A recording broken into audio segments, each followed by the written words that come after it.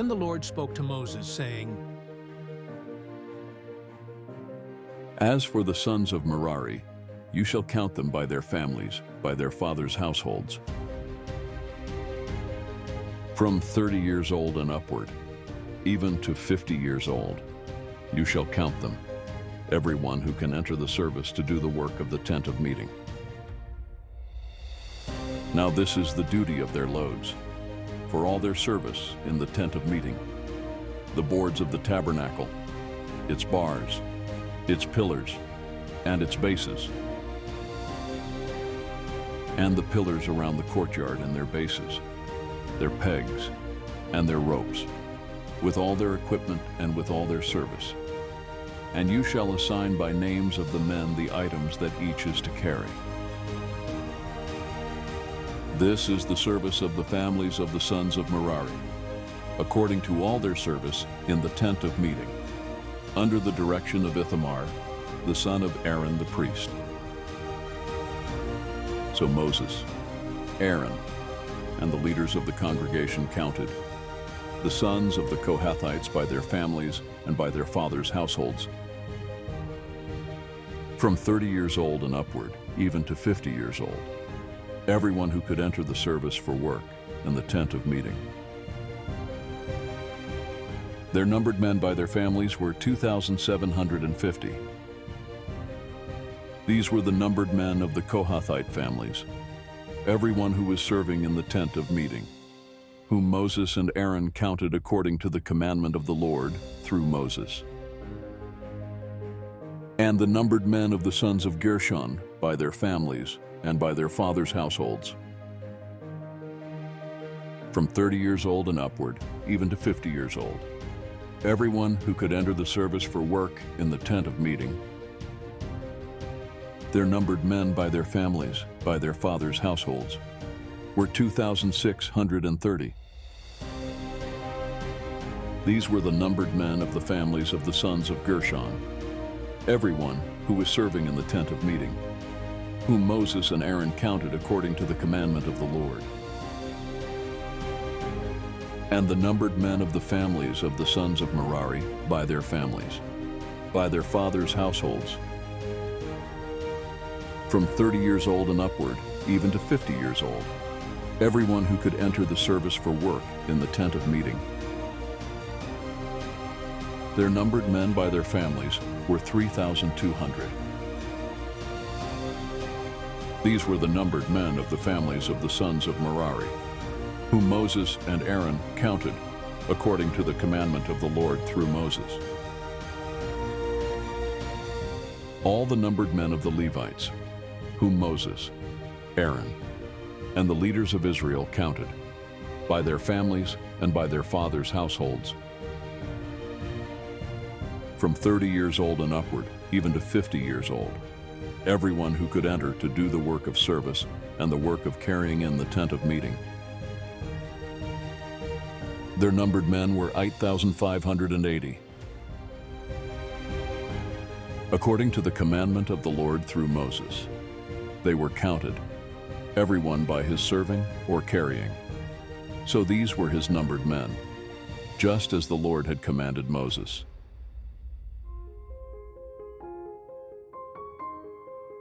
Then the Lord spoke to Moses, saying, Command the sons of Israel that they send away from the camp everyone with leprosy, everyone having a discharge, and everyone who is unclean because of contact with a dead person.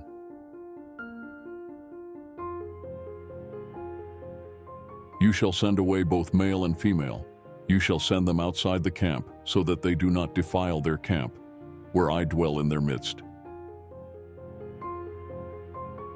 And the sons of Israel did so and sent them outside the camp, just as the Lord had spoken to Moses. That is what the sons of Israel did. Then the Lord spoke to Moses, saying, Speak to the sons of Israel. When a man or woman commits any of the sins of mankind, acting unfaithfully against the Lord, and that person is guilty, But if the person has no redeemer to whom restitution may be made for the wrong, the restitution which is made for the wrong must go to the Lord for the priest, besides the ram of atonement, by which atonement is made for him. Also every contribution pertaining to all the holy gifts of the sons of Israel, which they offer to the priest, shall be his. So every person's holy gifts shall be his. Whatever anyone gives to the priest, it becomes his.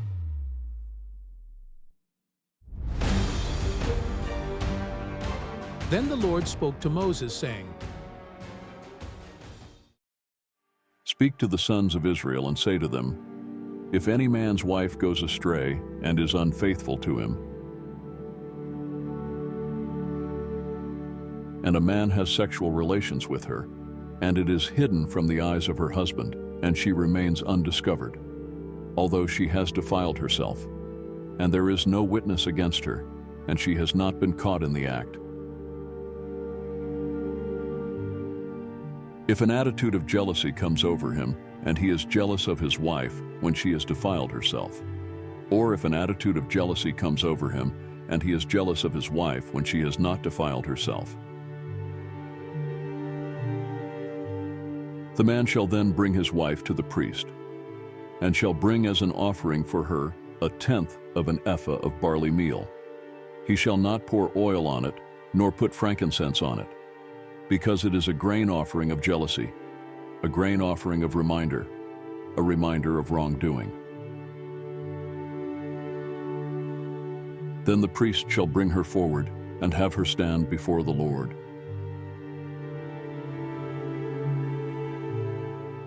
And the priest shall take holy water in an earthenware container, and he shall take some of the dust that is on the floor of the tabernacle and put it in the water. The priest shall then have the woman stand before the Lord and let down the hair of the woman's head, and place the grain offering of reminder in her hands, that is, the grain offering of jealousy. And in the hand of the priest is to be the water of bitterness that brings a curse.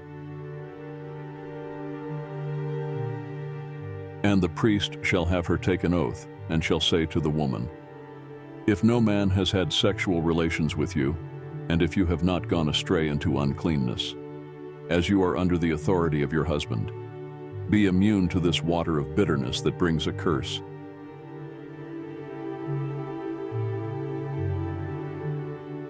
If, however, you have gone astray, though under the authority of your husband, and if you have defiled yourself and a man other than your husband has had sexual intercourse with you, then the priest shall have the woman swear with the oath of the curse. And the priest shall say to the woman, may the Lord make you a curse and an oath among your people, by the Lord's making your thigh shriveled and your belly swollen.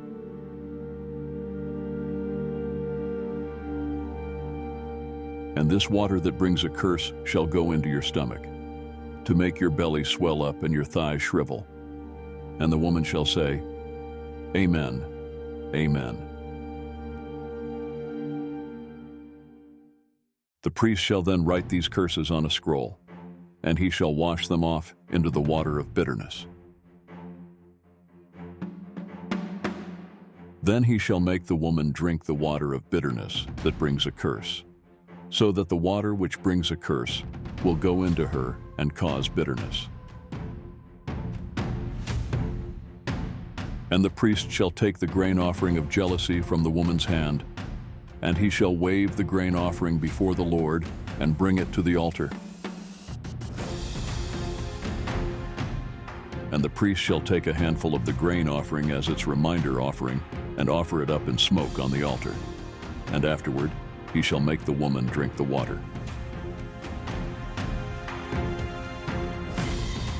When he has made her drink the water, then it will come about, if she has defiled herself and has been unfaithful to her husband, that the water which brings a curse will go into her and cause bitterness, and her belly will swell up and her thigh will shrivel, and the woman will become a curse among her people.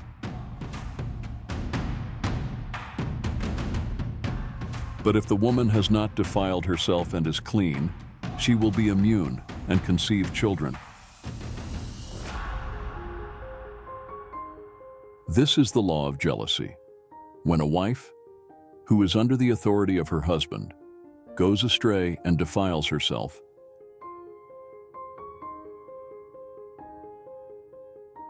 or when an attitude of jealousy comes over a man and he is jealous of his wife, he shall then have the woman stand before the Lord, Rose, and the priest shall apply all of this law to her. The man, moreover, will be free of guilt, but that woman shall bear the consequences of her guilt.